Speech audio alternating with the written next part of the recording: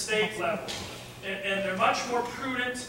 But the biggest thing, if you go back and read Exodus about Joseph and how the Pharaoh got all those slaves, basically there was 2 famines. The first famine that they came and gave the Pharaoh all their cattle. The second famine they came and they said, please make us your slaves. And here's all our land.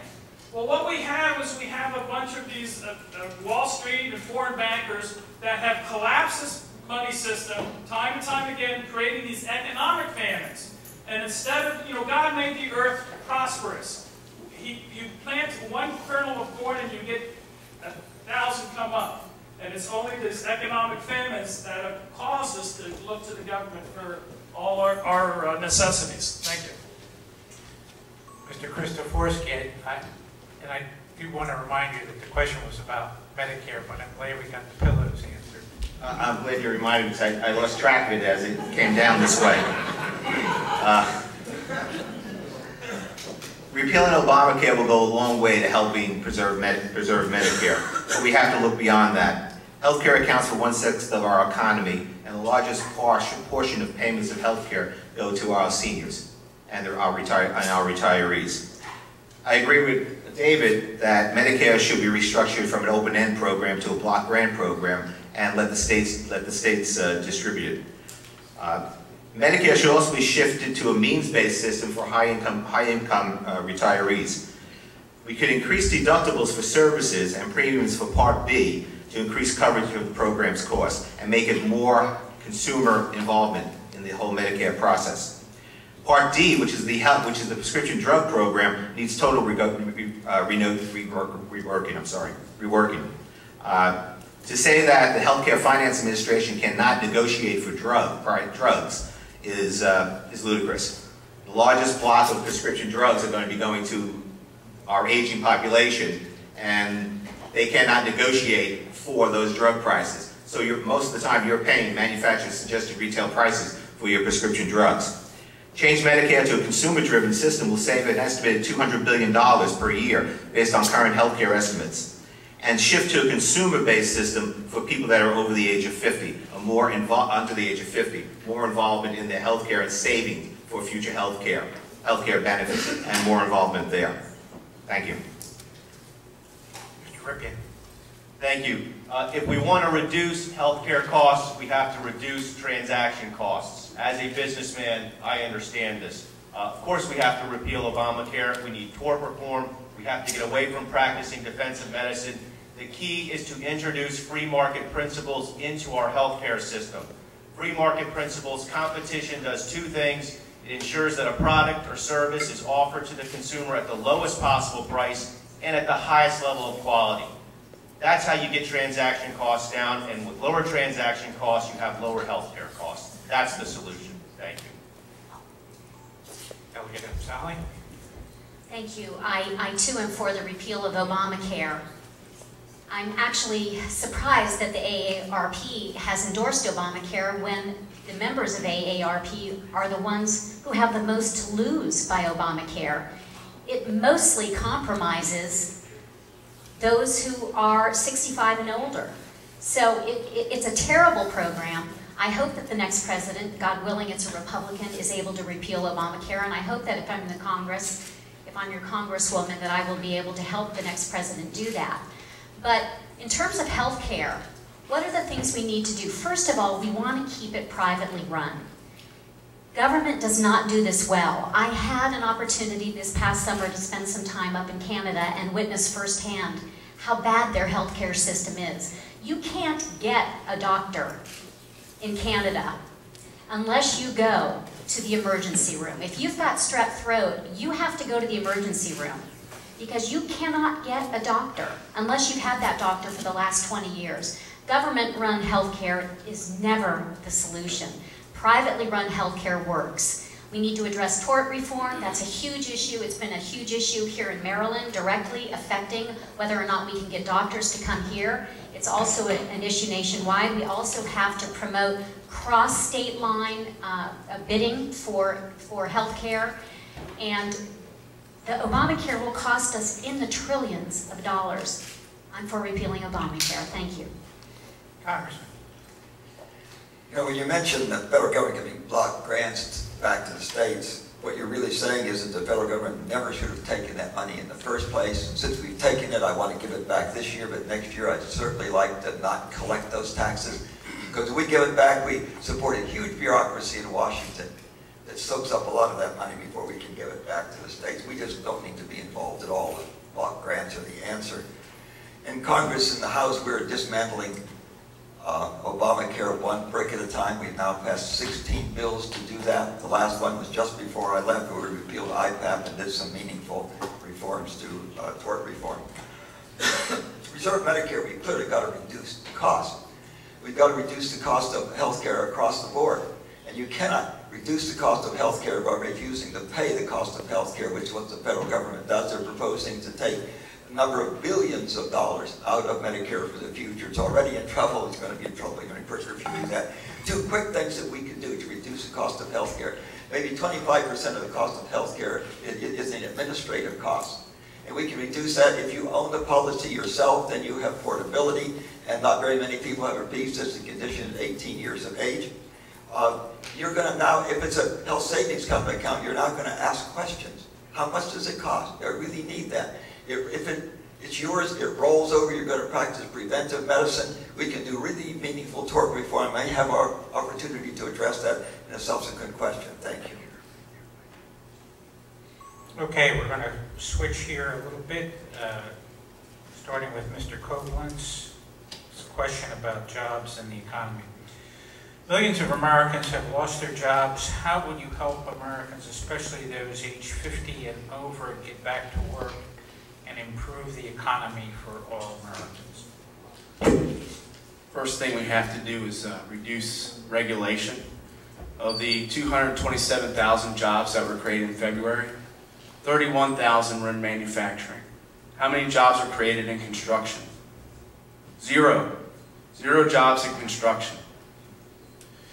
Government needs to be a partner and not an adversary. We need to reduce regulation and create a climate where businesses, entrepreneurs can feel comfortable and confident investing in new and existing businesses. This will allow those that currently have a job to feel comfortable and confident that they will not lose their job. May promote more retirement savings because they're not scaling that back, trying to put more money in an actual just a savings account or checking account in case they do lose their job. And it also allow our unemployed, which is currently 8.5%, give or take a percentage, tenths of a percent, to feel comfortable looking for a job. You know, our real unemployment rate is much more higher than what what's reported to you today through the filtered media. So we need to encourage businesses to feel comfortable, feel confident, have government scale back their regulation, and work directly with businesses so they can promote and grow their business. That will create jobs. That will also increase the revenue stream that we have. 99-week unemployment, how much money is the government spending for that? Let's get those people back to work, stop allocating funds for that, and we start receiving additional tax revenue because people are working again. Mr. Ficker, jobs and the economy. Well, I'm not running for Congress, I'm running for Congress and jobs, because it's the #1 issue in our district. There are a lot of people, especially in the western half of our district, who are looking for jobs and have been desperately looking for jobs for a very long time. I point again to Apple. You all are familiar with the company. You have an iPod, you have an iPad. It's the largest U.S. company. The stock is up 45% since January 1st. Where are their jobs? 500,000 in China, in Japan, 10,000 in the United States. And I think to myself, why aren't those jobs in Hagerstown, Frederick, Germantown, Cumberland, Oakland? Why aren't they here? It's because people work less expensively in China and Japan, perhaps, but also because we aren't giving Apple the jawboning that we need to. We aren't giving them the tax incentives to locate those jobs here. And I don't want it to seem as though I'm picking on just one company, but that's a shining example. I'm a stockholder, I read their annual reports, I'm familiar with the company. We have to light a candle somewhere. If we could convince that one company, our largest American company, to bring jobs here, perhaps other companies would bring jobs here as well. Mr. James. You're going to hear every single candidate across the nation tell you they're going to go to Washington and create jobs. That's nonsense. First of all, there's nothing in my Constitution that says they have any authority to create jobs. What they do have the authority and the duty to do is create money, and they've given that away to the private banking system called the Federal Reserve. Now, the reason we lost jobs is because the banks stopped lending. They basically crashed the money supply. You cannot have new jobs unless there's more circulating money in existence that actually exists to put into the paycheck every 2 weeks. It just won't happen. And to just think that all these things are going to create jobs unless that M1 money supply increases by 10% to get 10% more jobs, it's just not going to happen. So I spent 35 years studying monetary systems, ours and throughout history, and I understand it. The reason I'm running again this time is because they're going to collapse the system right after the election. That's what they did 2008, 2009. Everybody looked at me like I was Chicken Little and had 3 heads. They said, no, this couldn't possibly happen. Well, it did happen. And I'm guaranteeing you it's going to happen again. We had $1.5 quadrillion worth of derivatives that exploded. We now have over $2 quadrillion of these derivatives that are ready to implode. So please go to Peter James 2012 and watch that Money is Dead video. Thanks. Mr. Christoforski. Government does not create jobs. People create jobs. People need predictability to create jobs. Small businesses need predictability. Small businesses are the backbone of the economy. They are the ones that create the majority of the jobs. They're the ones who create. They're the ones that most of the people in this room will work for or have worked for. We need to reduce the corporate tax rate. The United States is ranked 13 in ease of starting a business. We should be ranked number 1. We shouldn't be ranked number 13. We have to move to a flat tax rate so that everybody pays a similar type of tax. But the biggest thing is regulation. We have over-regulated businesses to the point where it is too expensive for businesses to stay in this country. The Dodd-Frank bill that was passed 2 years ago will end up creating more bureaucracy in Washington than any other laws that have been passed in the last 15 years. They'll create agency after agency after agency, and they'll keep growing and keep regulating, and the more regulation that hits the economy, that hits the businesses, the less jobs there are going to be available.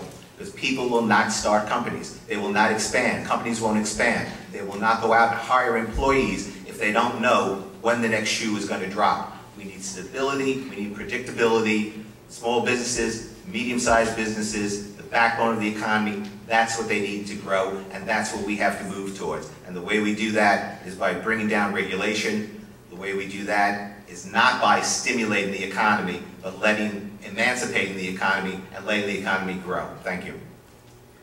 Mr. Ripken. Thank you. When it comes to jobs, the only jobs the government creates are more government jobs. We don't need more government jobs. We need private sector jobs. We need private sector investment, private sector development, private sector enterprise. Look, 2 fundamental principles of economics. People respond to incentives, and rational people make decisions at the margins. With those things in mind, there is no reason, there is no incentive to do business here in America. We have the 2nd highest corporate tax rate of any industrialized nation in the world. We have incredible regulation, incredible bureaucratic red tape. We have unelected, unappointed czars running around imposing their will on businesses. We have to roll these things back. We have to cut the regulation. We have to simplify the tax code. When it comes to training, science, technology, engineering, mathematics, that is the future. That's where the future job growth is going to come from. That's where the training should rest. Immigration is also an issue with jobs. Illegal aliens have destroyed our labor markets in this country. It is almost impossible to earn a living in America today as a carpenter, as a mason, as a painter, as a roofer. These are honorable, working middle-class jobs which for years have provided for a family, provided for home ownership, allowed people to go to college. Immigration also plays a very big role in turning this economy around. Thank you.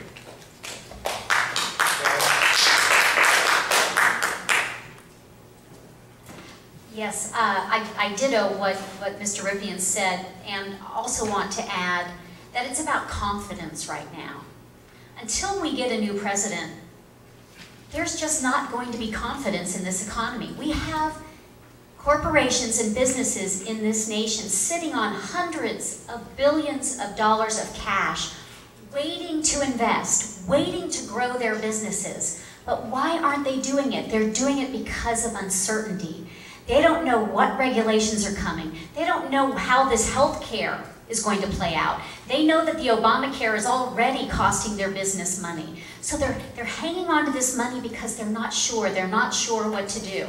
The best thing for government to do is get the heck out of the way. Stop with the regulations. We have regulation upon regulation. And like Mr. Rippian said, we have the second highest corporate tax rate. Let's lower our corporate tax rate to 12 or 13% and give those companies the incentives to stop incorporating overseas and come back here and pay whatever taxes they're going to pay here and stop paying hundreds of millions of dollars to accountants to avoid American tax. If we just simplify the tax code, we'd start making more money. It's so important to this great nation also that we focus on the real estate market right now. And the real estate market is not going to transition until we get a president in the White House and a new Congress, someone to support that president that's going to help transition this into a new, innovative, and exciting economy. Mr. Bartlett. Several years ago, the Congress grappled with corporate inversions. A corporate inversion is when they incorporate offshore. And they do this because of our tax laws and our regulations. The question Congress asked was, how can we punish them for corporate inversions? Of course, the right question to ask was, why did they have to do the corporate inversion? Many of the officers of these companies had young people, kids who were bleeding and dying in Afghanistan and Iraq. Why would they want to incorporate offshore? Apple's been mentioned. They have about, I think, about $100 billion now. Most of that is trapped overseas. I think $80 billion trapped overseas. They can't bring it back here because of our tax laws and our regulations. If you think about taxing corporations, you really don't tax corporations. They don't pay taxes. They collect taxes. It's a part of the cost of doing business. If they can't pass that on to the consumer, they won't be in business. I'd like to reduce corporate taxes to zero. Don't worry about losing revenues, because the increased jobs that come to this country because companies would flock here, the employees that work there, their taxes will far offset the tax loss from the corporation. We need to reduce regulations. We have the most onerous regulations about any country around the globe. You know, they're all based on the premise that every manufacturer, every provider is evil and greedy, going to screw the consumer. That just isn't true. I've been there. We need to reduce taxes, we need to reduce regulations, and business will come to this country, and we will have jobs. Mr. Brinkley. Thank you. First, when you're last, a lot of the key issues have been addressed, and particularly Joe, when he touched on the concept of the corporate tax and regulations at first. The thing I want to point out to you, there's an organization known as Maryland Business for Responsive Government, mbrg.org. When you look at those three of us here that have a voting record and currently serve, you can look up our voting record and how we've been on jobs and business in that relation, in that type of venue. So I encourage you to go look that up. I have one of the highest rankings in the state Senate over my career for job creation. But the second thing I want to touch on is I mentioned that three of us are currently serving. And when you serve, you have the distinct duty, you have an honor, but you have the distinct duty to show up and represent your people. Congressman and I hold that to very high regard, to all extent that when we have a voting opportunity, we are to show up and be there. Kathy, you can criticize President Obama all you want, At least he voted present. He showed up. Yesterday you missed 125 votes. Thursday night you missed all the key votes on the budget, the tax increases, and everything of concern to people for what's going on in Annapolis. You let us down. You let me down because you're one of my delegates. And, you know, I would encourage you, when you get the chance, explain to people why you're choosing to go on the campaign trail and abdicating your obligation and responsibility to your constituents. Thank you. Okay, I want to remind the candidates, if you want to rebut, you can use your next response time. We're going to switch to foreign policy, and we're going to go to former delegate Robin Ficker. Robin Ficker and I were in Annapolis in the early 1980s, and we were younger then, I think, Robin. What should Congress do about Afghanistan and Iran? Afghanistan, out of Afghanistan. That's what we should do. Bring them home tomorrow. Osama bin Laden is dead. Bring them home. As for Iran, that's very, very worrisome to me because it's 5 times the size of Iraq, has 3 times as many people as Iraq. The nuclear development sites are buried very deep beneath impenetrable concrete. And I'm afraid we're headed, it looks like, from the talk, and that's what it always starts as, is talk, then deeds. We're headed into going in there. Not if I'm in Congress, not unless that vote goes to the Congress. We're not going to let the president get us in there with drones or no-fly zones, any of that. I know that war is hell. I've seen it with my classmates at the United States Military Academy, and this is a very serious issue. It will drive the cost of gasoline up to $10 a gallon. You won't be able to go to work very easily. I'm dismayed to hear the bickering between the legislators from Frederick. I think they should talk those issues in the state senate race in Frederick 2 years from now, or when they're running in the 8th district 2 years from now. That's where they live. Mr. James. No undeclared war. Congress cannot delegate that power to anyone. You can't delegate any of these other powers. No war on isms. Go to war against a country, and only if attacked. We also have to look at some of the motivation. War produces a lot of debt. Entitlements produce a lot of debt. We can't afford to pay our way, so these are reasons to get us involved. If you look at, we funded the Mujahideen. We knew exactly who these people were. There's something called letters of marque and reprisal. But the thing is when the Taliban, basically the Mujahideen, when they took power, we sat down at the table and said, let's get that pipeline built. And of course, they wanted a little bit more for their country, and we said, well, no, we want it all. And I believe that was an impetus. Now we're looking at Iran. Iran's talking to China and Russia about denominating their oil in something other than the U.S. dollar. That's a no-no. That's why we're seeing the sanctions on their central bank. Same thing in Libya.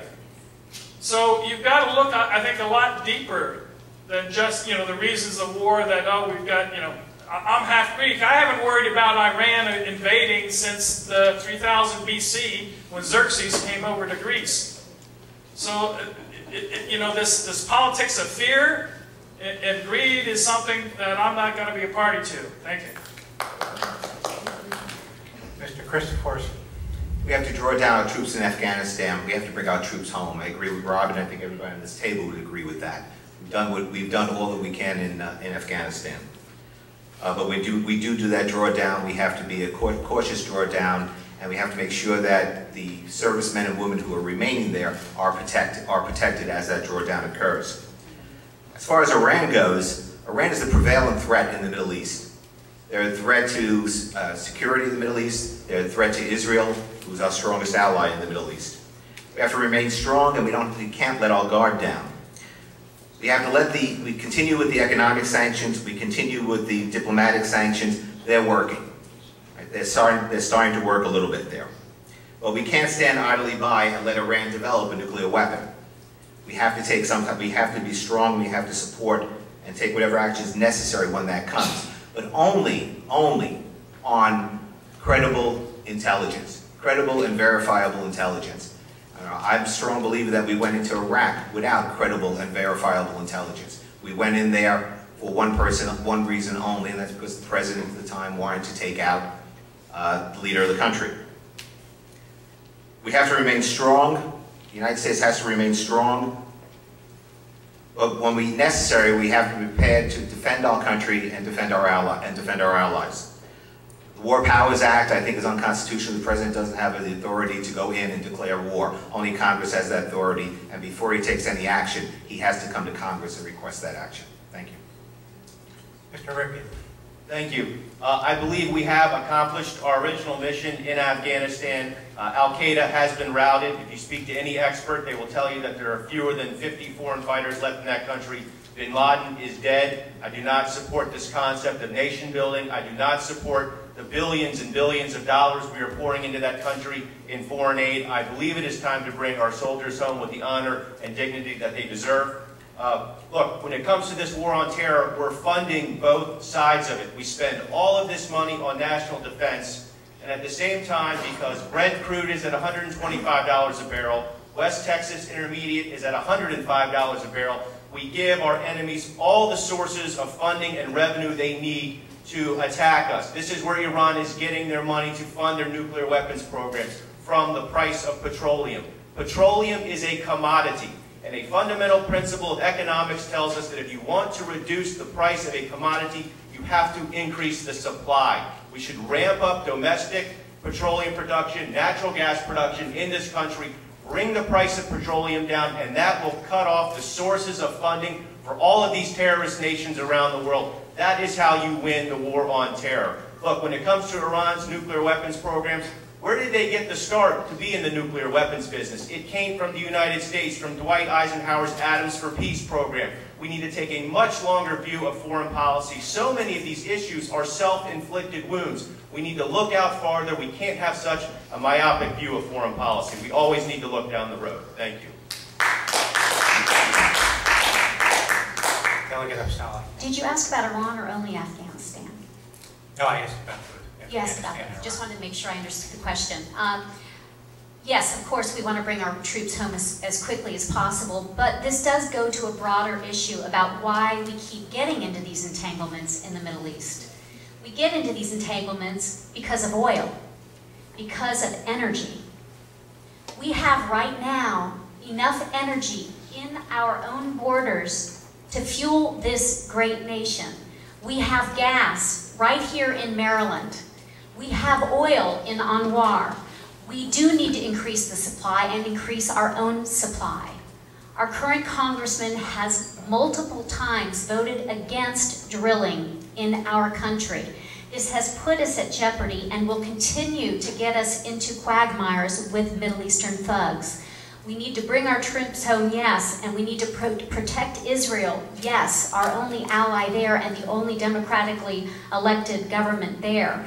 But until we are energy independent, we will always be in fisticuffs with these Middle Eastern countries. So we want to make sure we drill here. We want to make sure that we have local and United States sources of energy. We want the Keystone Pipeline. We want certainly to do that. Just voting for it in this last week doesn't neglect or doesn't excuse the fact that the congressman has voted against it repeatedly for the last 20 years. Congressman Bartlett. I advocated that if we were going to drill at Anwar, that we should have an appropriate investment in alternatives. Don Young who represents Alaska, agreed with me on that and supported my bill. Actually, he was the primary sponsor of that bill. I have not consistently voted against drilling. As a matter of fact, I just voted for H.R. 3408, a true all-of-the-above bipartisan bill that would promote drilling in ANWR and offshore. The question was about Afghanistan. I've asked the question, and it's on the congressional record. You can go look it up. Why isn't Afghanistan the ultimate exercise in futility? Even if we're able to do what no one else has ever done in Afghanistan, from Alexander the Great, the British Empire, the Soviet Empire, and we might, we are really good. But it won't make any difference because the bad guys will simply go into Pakistan. And if we spend, I don't know how many more dead kids and kids with their arms and legs blown off and billions of dollars and drive them out of Pakistan, they'll go to Yemen and Somalia. I have no idea why we're in Afghanistan. It is, I think, the ultimate exercise in futility. We need to exit gracefully. I'm not sure how one does that, but we need to get out as quickly as we can, as gracefully as we can. We shouldn't have been there. Going in originally was okay. We joined sides in the Civil War, the right side. They won quickly, then we should have left. Thank you.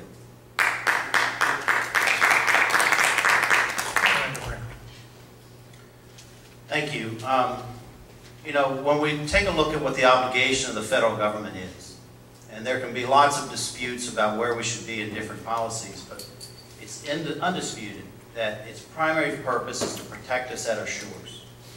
And to that extent, when we look at a 9/11 event, it was called a Black Swan event also, where we never could anticipate something like that, but then in retrospect, we certainly can dissect it and see how it happened. Our security interests across the world is to the end, as far as I'm concerned, that we make sure that we are safe here at home. We can have our disagreements and our disputes all that we want. We have to have the right that we know that we can say what we need to say in a safe environment to do so. That's not the case through the rest of the world. And to that end, I believe that we do need to have the opportunity and the obligation to do some type of surgical work, if that's what it takes to protect ourselves. Energy policy certainly is very key. But I'm also mindful, and you know, I've criticized Robin an awful lot in some of our debates.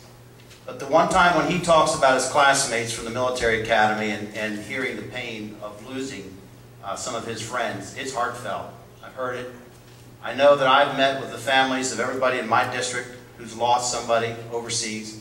And we have an obligation to be mindful of the families and the lives at risk when it comes to protecting our security interests and protecting our economic interests. You know, and especially if I end up in Congress, that has to be front and foremost in every decision that's made. Thank you. Mr. Koblenz. Thank you. And in regards to Afghanistan, yes, I do believe as well to bring our troops home. Right now we're targeted to get out of Afghanistan by the year of 2014. This is because of nation building. We're actively training our security forces. I think it's time to come home as soon as possible. In regards to Iran, I think we should continue with the sanctions. I believe they're working. We need to continue to tighten them and make it really painful, especially from the economic perspective. I do believe in preemptive strikes. I believe our country has the right to protect its people. And any time, especially a country that Iran with the extreme dictatorship that they have, they need to be taken very seriously. Iran stated they want to blow Israel off the face of the map. Okay, we need to protect Israel. We need to secure the Middle East as much as possible, but we cannot be the world's policeman at the same time. In regards to energy independence, this is a clear indication. If you think $4 and $5 gallon of gas is bad today, if Iran has a nuclear weapon, the speculators will drive up the cost of oil and decimate our economy. I think we need to have a clear domestic energy policy. I think we should unleash the Marcellus Shale, 262 trillion tons of natural gas, the largest natural reserve in Northern America in our country, and the Keystone Pipeline, 850,000 barrels of oil per day, 20,000 jobs, private funded, not taxpayer. Thank you. Okay, well, We actually segued into the next issue, and I have a question from the audience, which I'm going to combine with my own question about energy, and we're going to start with Mr. Wait a minute. No. We switched. We started with. Robin went first last time. Right. Okay. I eliminated one question, so my own order up here is getting a little confused. But in any case, it's about energy. Gasoline prices are now over $4 a gallon. What should Congress be doing about federal energy policy? And from the audience, the issue that already came up in the last questioning about drilling on federal lands and offshore drilling. So, James, do you have a constitutional question about this? Well, certainly within the state, there's no constitutional issue, but if it is on federal lands and offshore within the 12-mile limit, Congress does have a duty to regulate that.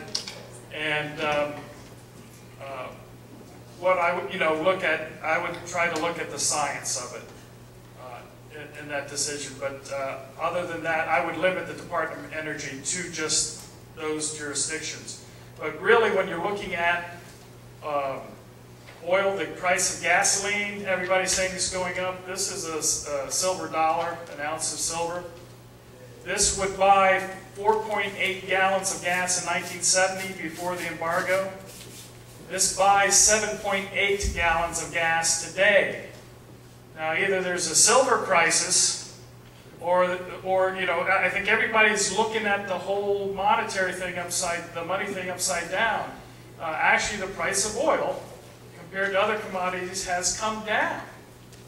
And there's a debate over whether or not places in Dakota there's accessible and there's a technology to get the oil out. But there's a lot of other technologies that can be looked at, and I'm actually got a renewable farm up there, but I don't want the government in there, because actually the government subsidies, like the USDA, there's nothing that's applicable for local energy production. So the government does a very poor job of those sort of things. Mr. Forsky. The United States is the third largest producer of oil in the world. Right. We're sitting on 2 trillion barrels of oil in the United States. Peter had mentioned North Dakota. North Dakota reopened up its oil fields. They're generating today 418,000 barrels of oil a day, and it's estimated that they're sitting on another 30 million barrels underground, and that's been a conservative estimate. The estimate is under Montana an additional 30 billion barrels of oil. We do need an alternative energy program. Right? We do need to move off of fossil fuels at some point in time, right? But this is not the time. That technology is not ready yet. Fossil fuels will be with us for a while, and the way that we have to answer that is to take advantage of our domestic oil supplies. Oil production in the United States has actually increased over the last couple of years. You'll hear people talk about peak oil, that we peaked, right? But we've actually increased our production of oil. And we don't get that much of our oil from the Middle East. The largest portion of the oil that we import comes from Venezuela and comes from Canada.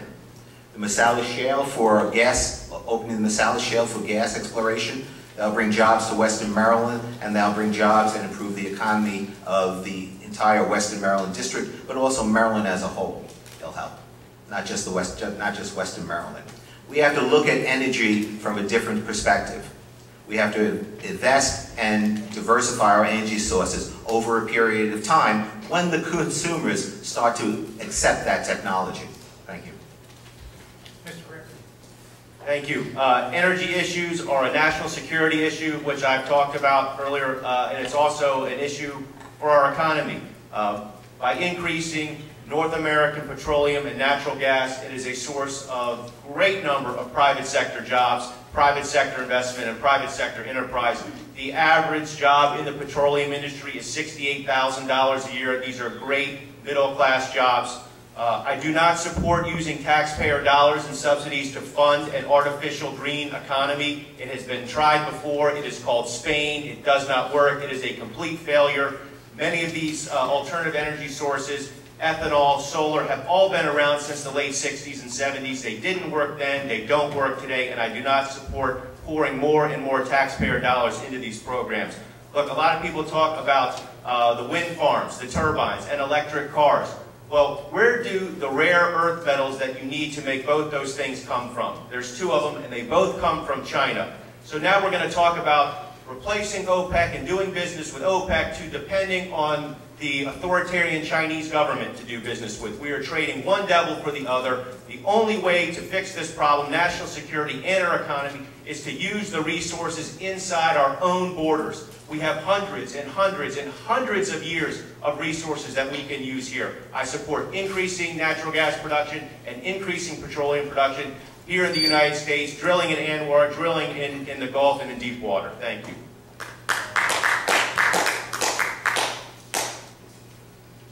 Well, we did cover this before, but I would also like to add that these alternative sources of energy, these renewable resources, really have not been productive thus far.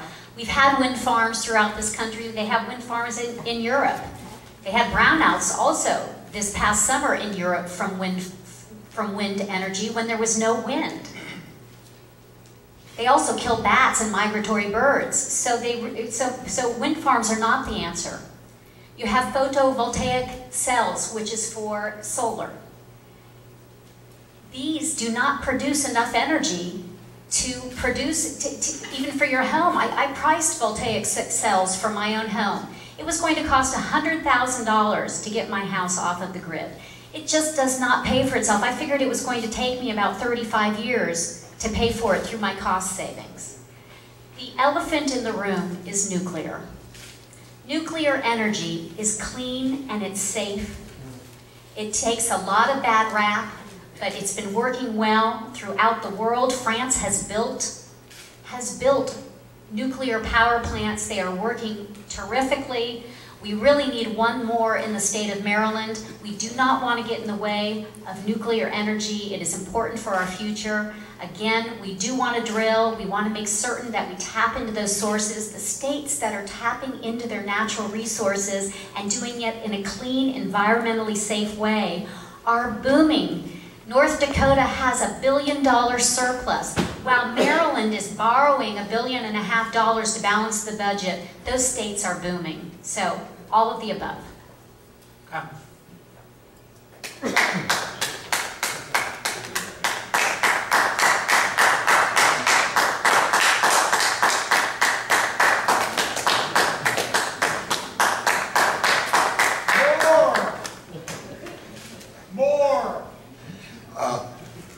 When you talk about drilling on federal lands, I need to ask, why do we have so many federal lands? I understand there are parks and so forth, but the federal government owns 90% of Nevada.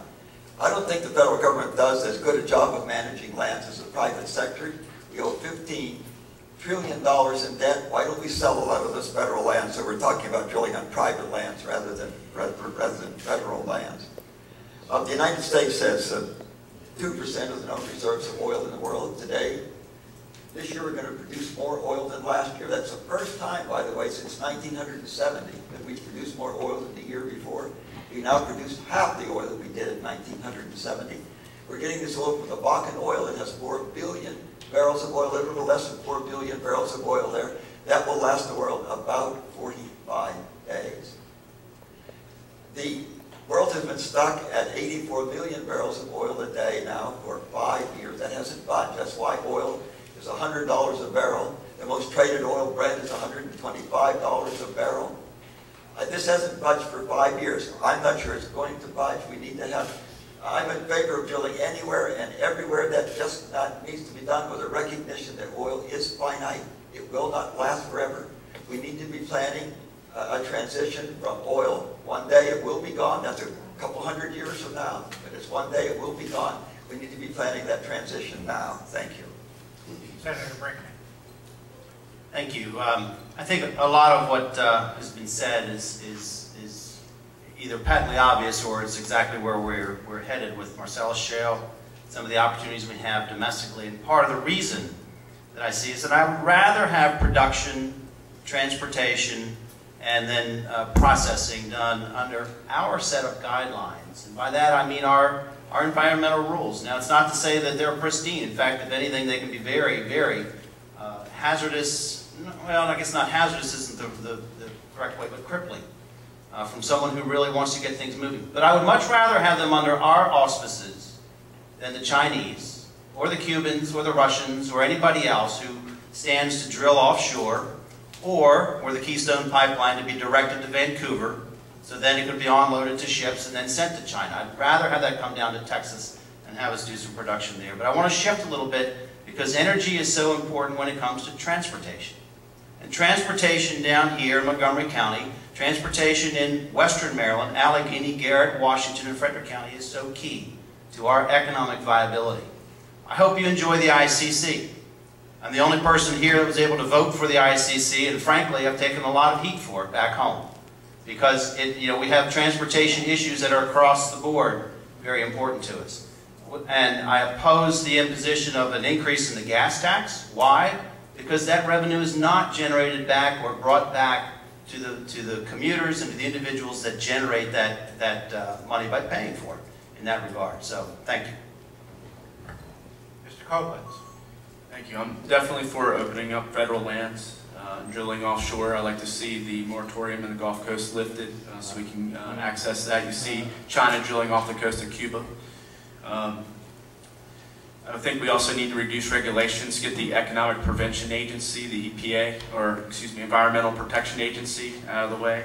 I think that's their regulations are working outside of the legislative process, and Congress should be in charge of creating those rules and creating a climate to promote a safe, clean air, clean water, sure, but we're experiencing paralysis by analysis right now. By the Marcellus Shale, the governor, that study won't be completed until 2014, by the time he's out of office, and who knows what the next step is after that. So we're at least 2 years away from even thinking about trying to access a natural gas, an abundance of natural gas from that area. Allegheny County is, I hate to say it's a depressed county when you look at the district. It's a drive-through county. I mean, you have Washington County.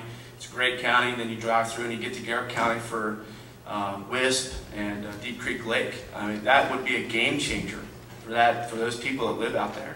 It would create such an economic resurgence, or almost a renaissance, from their days from the C&O Canal. So I do promote, would like to work with the President and other Congress men and women to open up federal lands in a safe and strategic manner. Mr. Ficker.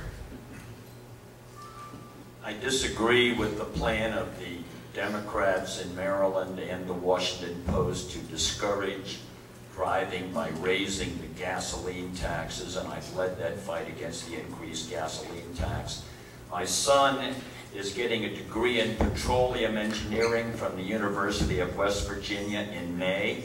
We need to open up the Marcellus Shale in Garrett County and Allegheny County, not wait 3 years. Politics is local. As your local congressman, that's what I'm for. Opening up that great resource so we can get the natural gas, take all the 18-wheelers that are interfering with your traffic off the road, put them on natural gas, and if they're going to travel on the road, they're going to be saving us pollution, they're going to be saving us energy by using that natural gas. We're not going to have closing statements, as I understand it. Is that correct? That's correct. I want to make a little pitch here. You don't go to Frederick to shop at the Walmart there. You shop at the Walmart in Germantown. You bank here in Montgomery County. You send your children to school here in Montgomery County. Why should you have an absentee congressman? We've had 2 U.S. senators from Baltimore since 1986. How has that worked for you? We need to have a Montgomery County congressman. You all know me. And let's keep it here. We have the majority of the votes in this district.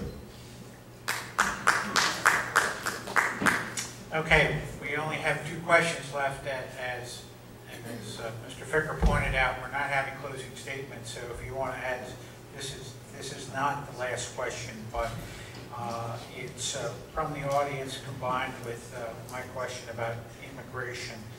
And we're going to start with Mr. Christoforski. There are an estimated 12 million people in this country illegally. What should Congress do about illegal immigrants? And since it's going to be on the ballot in the fall, where you hope to be, do you support giving illegal aliens in-state college tuition? Well, let's start from the top. I'll answer the question about in-state tuition. Absolutely not. When I was campaigning in the fall, I was out there with a petition. Everywhere I went, I had people sign the petition to bring it to referendum. Immigration is a national security issue. First and foremost, what we have to secure our borders. If we don't secure our borders, everything else we do is useless. Immigration services have to cooperate with border states, Arizona and Mexico, the states along the northern border also, to make sure that our borders are verifiably secure. We have to fully fund E-Verify so we're not hiring illegal aliens. And employers that are hiring illegal aliens need to be penalized. We have to fully enforce the Immigration Act. One of the things we do not enforce our immigration laws. We haven't enforced our immigration laws since amnesty was granted in '86, and we continue not to enforce our immigration laws. No new paths to citizenship. Paths to citizenship already exist today. Fully withhold funding from states, from sanctuary states. There are a number of states that are sanctuary states. We withhold funding from those states. Illegal aliens will not go to the states. For jobs in this country, reduce the number of H-1B and H-2B visas.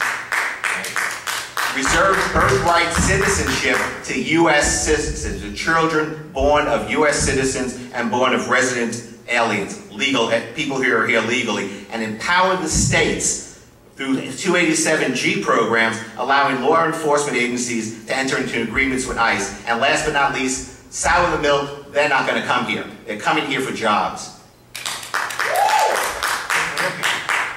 Thank you. No DREAM Act. I do not support the DREAM Act. I do not believe children born in this country to the parents of illegal aliens deserve automatic birthright citizenship. I support English as a national language. We need to secure our southern border with a fence.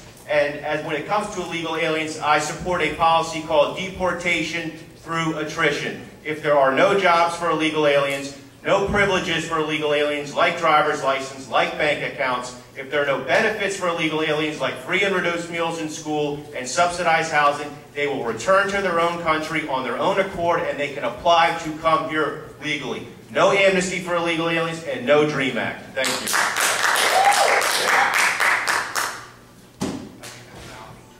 Well, I take particular interest in this topic because I was one of the spearheaders of the petition drive. I was the Frederick County chair against the DREAM Act, and I actually have debated on TV and on radio Senator Ramirez, who was the author of the bill. So I'm very passionate about this issue. I'm passionate against the DREAM Act, obviously. I also am a co-sponsor of an E-Verify law here in the state of Maryland, which never came out of the drawer, even for a committee vote. We obviously have a very tough Democrat hill to climb as minority party in the state of Maryland. But most importantly, I have a husband who is an immigrant. He got out of Iran before the fall of the Shah, and he did this legally. And it was really hard. And there are people lined up at our gates for the opportunity to come to this great nation. And it is not right to allow anybody to skip the line. And that's what we do essentially when we offer amnesty, when we offer any other benefits to illegals. What we are doing essentially is slapping the face of those who have done it the right way and the hard way. I've come face to face with the Immigration and Naturalization Service. There's a lot of changes I want to make to our immigration policy. One of that is chain migration. I don't believe in chain migration. We need to go to a skills-based migration system. We don't need to increase population. We need to increase our economy through global competition, and I'm against illegal immigration. During the Bush years, there were a number of bills that came to Congress that would have provided amnesty directly or indirectly. I voted against all of those bills. You can't reward bad behavior. If you reward bad behavior, you get more bad behavior, and that's what you get with amnesty. The first thing we need to do is to close the border. We have somewhere between 12 and 20 million illegal immigrants in the country. Most of them come across that border. Wow. How many terrorists might have come across that border because it's so porous? We obviously need to close the border. We need E-Verify, or some way that employers can verify that this is in fact a legitimate employee. I voted against several bills in Congress that would have punished the employer because we failed at the border. Because we fail at the border and let these people in, I'm not going to punish the employer. But we need a system which is verifiable. And E-Verify, I don't know why it's not working, but you know, it takes IRS maybe 9 months to figure out that the Social Security, the number that person has, is a good Social Security number, but it belongs to him and a dozen other people. It takes IRS 9 months to figure that out. And another thing we really need to do is to provide enough legal immigrants for those specialties where we aren't graduating enough people in our country to meet those needs. If we don't do that, we invite illegal immigrants. We invite these companies to go overseas. Thank you. Senator? You know, I've traveled some for business and for pleasure. Sometimes it seems like it's easier to get into the country than it is to get on a plane. And, you know, when TSA tries to deal with some of that and restricting our own travels within, you know, the countries where we have some issues. And yet, we're then asked to not just educate people that are here illegally. Part of what the DREAM Act went to, and when I fought it in the Senate, it was about subsidizing that education. Many years ago when it was first proposed, and I had the audacity to actually introduce an amendment to say, I tell you what, let's put someone who's honorably discharged from the armed services and allow them in-state tuition. You know, that amendment actually got adopted and sent the bill back to committee because they couldn't swallow that that part might actually have to take place. What Kathy mentioned is accurate in the sense that a lot of the people who are most offended by some of what goes on in this country when it comes to illegal immigration are those who went through the process. And when I've talked to some clients and some friends and people like that that are, you know, here in this country, they say, do you know what I had to go through to get here, to stay here? And they follow the rules. And when I had the opportunity to speak about this on the Senate floor, and there were a lot of people in the gallery watching, I asked them, I said, you know, nobody served this country and died for in-state tuition. They did for citizenship, they did for freedom, they did for all the other values that we prize. That's not one of them. And so I opposed it, and I'll continue to oppose it. Thank you. Mr. Koblenz. Thank you. I do would like to enforce the immigration laws that are federal. We have as the 14th Amendment, and I'd like to stop suing the states that are trying to protect themselves, especially Arizona. I would like to say English is the official language of the United States. You see Frederick County taking on the state for that. No birthright citizenship. I'd like to utilize E-Verify. It's free for businesses to use, and it's online. Close the border, absolutely, but that would just address the symptom of the issue. As a project manager, I look at things as what is the underlying cause. The underlying issue is benefits. No health care, no education, no food stamps, no welfare for illegal aliens. The United States spends $85 billion of your taxpayer dollars annually for illegal immigrants. Here in Maryland, $1.7 billion. Montgomery County has a deficit of $1.6 million because you guys have sanctuary cities down here, and it's crippling your economy, and it's destroying the ability for folks that are trying to find a job to get a job. Thank you.